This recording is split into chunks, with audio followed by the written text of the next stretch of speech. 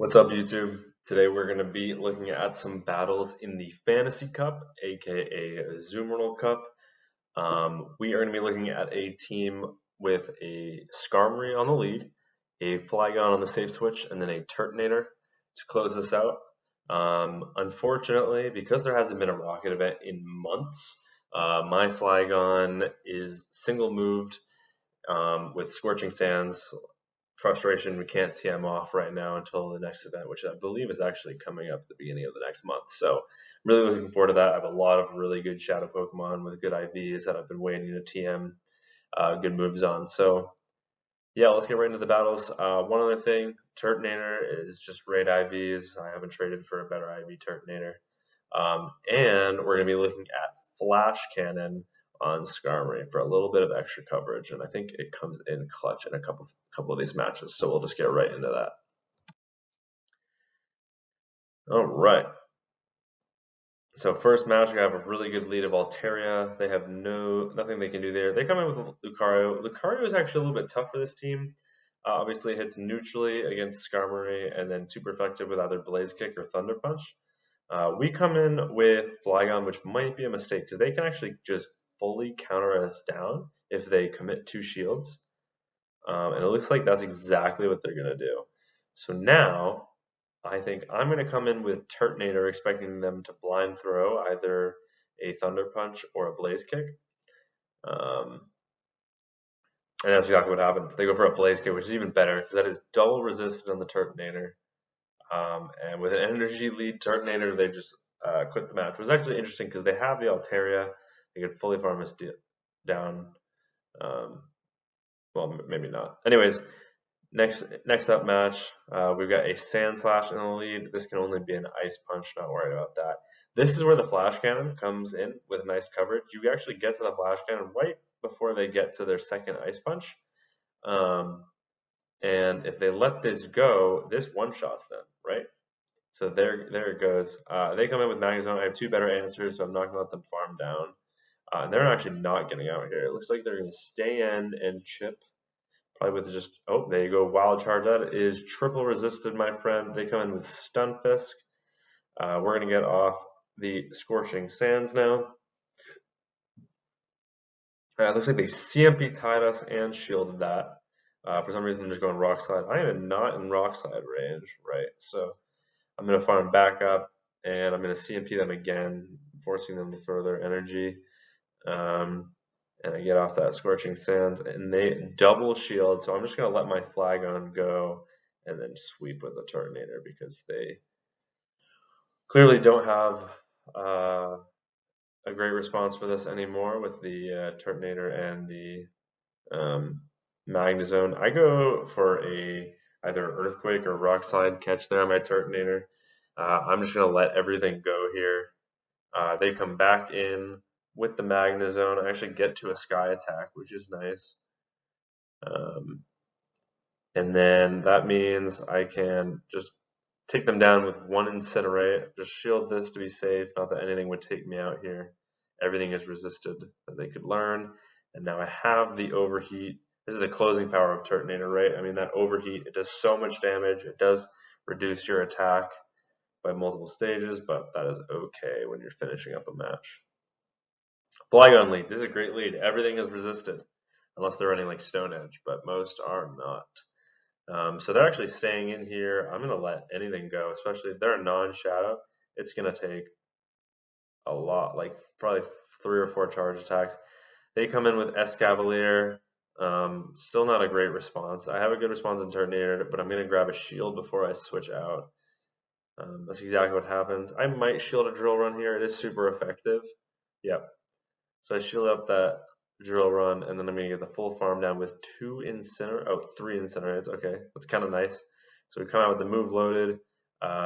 This can only be a Dragon Claw. They're not Scorching Sands yet, so I can let this go and then get off that Dragon Pulse, which will take out if they let it go, which they probably should because they already know their Flygon has no play against my Skarmory. So for some reason they shield that though, so we'll just come in back with the Skarmory once we wait the timer.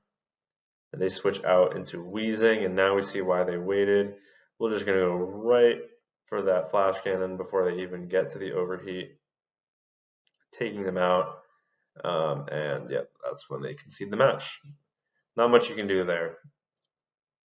Skarmory core breaking quite a few teams, which is interesting, and this is the main reason we're running Skarmory, is for all the Azumarill. This is where you want to see it on this team. If you're going to battle it anywhere, this is where you want. And this is kind of why we're running that double dragon backline. You swap in the Flygon. Flygon has a pretty neutral matchup in the ones against Azumarill. So we can always bait it out if it's not on the lead. They end up switching out into a Stunfisk here, so we're going to come in with the Flygon. And this is another one. I think Flygon typing just throws a lot of people off. They see the wings and they think, oh, flying. Nope, that is resisted. It is a ground.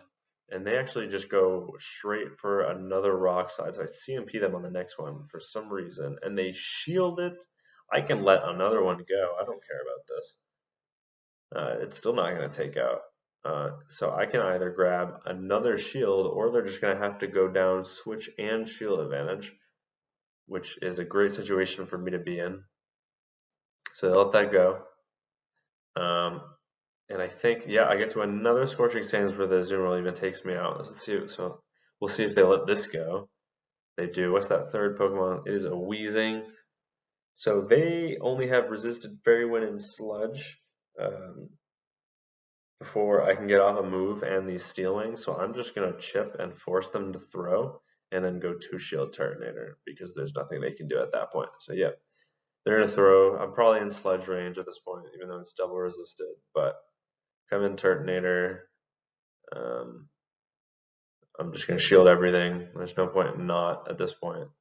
And now I have the Overheat loaded, so Overheat is also double resisted on me, so they can only go Sludge. A lot of Weezings in this cup are just running Sludge and Overheat, so not a whole lot of play into Turtonator there. Another Azumarill lead, no surprise. This Pokemon is everywhere in this cup. They tend to go. A lot of them are running. Oh, this is really bad lag that I'm getting. That I think maybe even this might cost me this game. I don't remember. But they end up trying to I think catch a Sky Attack on their Empoleon. So now I'm farming up on the Turtonator after a slow switch, which is really annoying. They're in Dragon Pulse range at this point, so I'm just going straight Dragon Pulse after that Incinerate, which means I can get to an Overheat now on this Azumarill, which is nice. This is a lot more than a double resisted Dragon Pulse. They get the full farm down, that's fine. We are down a shield, unfortunately, but they come in with Reggie. And this is a good situation where, unless they bait with the Zap Cannon, but no, they go straight Focus Blast because it's very risky for them. And I can actually get to 2 Scorching Sands before they get to their next move. So I'm looking for a double resist or a attack drop from Scorching Sands. I don't think it'll even help me survive, but they actually let it go, which is a huge misplay on my opponent's end. If they double shield that, I'm in a terrible situation. Because Skarmory has no play into Registeel, and they can get a Zap Cannon off before I take them out. But they don't, and then they bring in the Azumarill. I can easily survive a move, and then I go for the Flash Cannon for extra pizzazz on the end there. Into the next match, we have Empoleon on the lead. This is a little bit of a core breaker, but I like to come in Flygon. It forces them to throw right away, which is fine. I'm going to shield this up, and then I'm going to farm up until right before they get to their next move. If they want to play out this 2-shield scenario, they can and win it, which is what it looks like they're going to do. They actually over farm there, allowing me to get to another move, and then they just go over the Steel Wing farm down, which is fine because Turtonator is pretty bulky. It can actually take a Hydro pretty comfortably, he gets it into like the yellow. It's like it does like 50%. Um, so I will take one, I will shield one, and then I'm going to come out with a move loaded to hit whatever is in the back. But right at this point, they've taken out 1.5 of my Pokemon with just their Empoleon. I don't even know what's in the back. And they actually come in with Flygon. They don't catch. So I'm going to go straight for the Dragon Pulse and just take it out because I want to see what that back Pokemon is. It's a Turtonator of their own. So I'm going to get off another Dragon Pulse. This will not take out, so I might hot switch into the Skarmory. Yep, that's exactly what I do. This forces them to throw the overheat, right? And then I'm at a health advantage, and they're going to be 2 stages debuffed, I think, on their attack. So at that point, there's nothing they can do. So they just forfeit the match. Next, we have Mawile. We're going to check the fast move. We see it's Fire Fang, and then we're going to come in with Flygon. They are core broken by the Flygon, and we are going to get off that Scorching Sands. They let that go. So at this point, I might just commit to the farm, commit the shield, and then commit to the farm down because we already know they're extra weak to that Mawile, and they just forfeit the match. So clearly they're triple weak to Flygon there. Just not very great team building on my opponent's end. I believe I make a mistake in this matchup. Yep, I come right into Flygon. There's no need. Everything they have is resisted, and those Steel Wings hurt Dugtrio. It is so glassy. So you can actually stay in that lead. I switch out, but it's good I do because I bait out the Azumarill. And watch this. I'm going to commit the shield. And they're running Play Rough, right? They're not running the Ice Beam, which means I can get to 2 Scorching Sands before they get to their next move.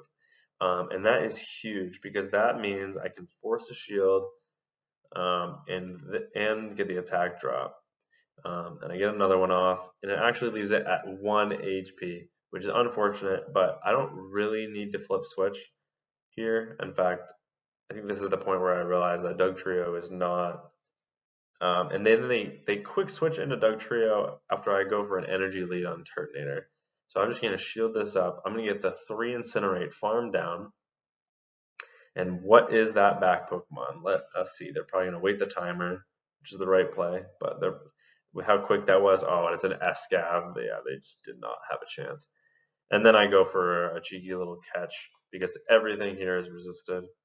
So there's no longer anything they can do. I'm just going for the fast move, beat down. And that is game because they forfeit. Another Azumarill on the lead. What did I say? I'm surprised we haven't run into Azu Tapu Fini teams yet. But maybe that's coming up. So this one is staying in once again. We're obviously staying in this matchup. This is where we want to see it. Teams that would really cause this team trouble are ABA, Azu plus Fairy in the back, maybe. But anyways, they switch in with an Excadrill. We come in with Scorching Sands. We're kind of lucky they let this go. Drill Run almost takes out Flygon, so you actually have to shield that up. And so they're in a position where they could easily flip switch if they wanted to. Fortunately, they do not. And they take the Scorching Sands. We let this go. We've got that Azumarill pretty low. They're in Sky Attack range. This one is running Ice Beam. So we're going to wait the timer, come back in with Skarmory. They switch into Registeel. This is a situation where being down a shield doesn't matter because Incinerate does so much damage. I can go straight Dragon Pulse in this matchup. It does not matter. And that's exactly what I'm going to do.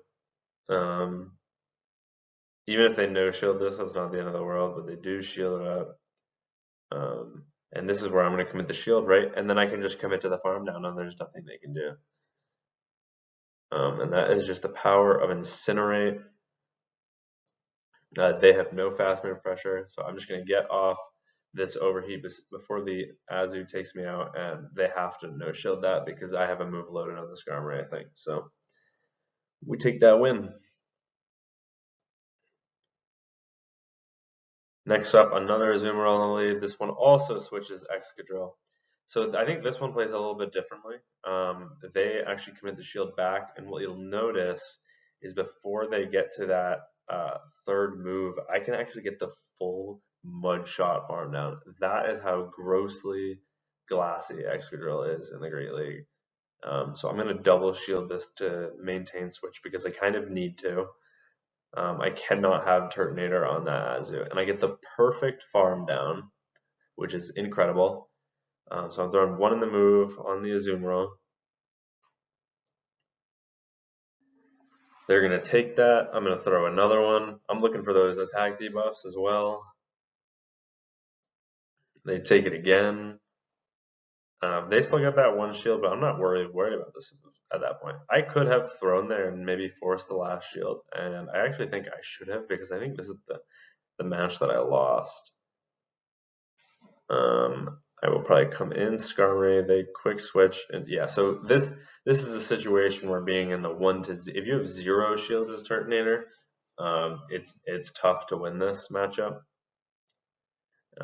In fact, you just can't, especially when they have 1 shield. I'm going straight overheat this time because I'm not risking them no shielding this, but they do. They take me out, and then I have no way of getting rid of this Registeel, right? So this opponent played it correctly. I should have grabbed the shield with Scorching Sands on that Azumarill, and I would have been in a great spot because that overheat would have taken them out, and then I would have had the Skarmory for the Azumarill had they shielded it. So this was clearly a misplay on my part. Cannon doesn't take me out, but the bubble down will before I can get the Steel Wing down.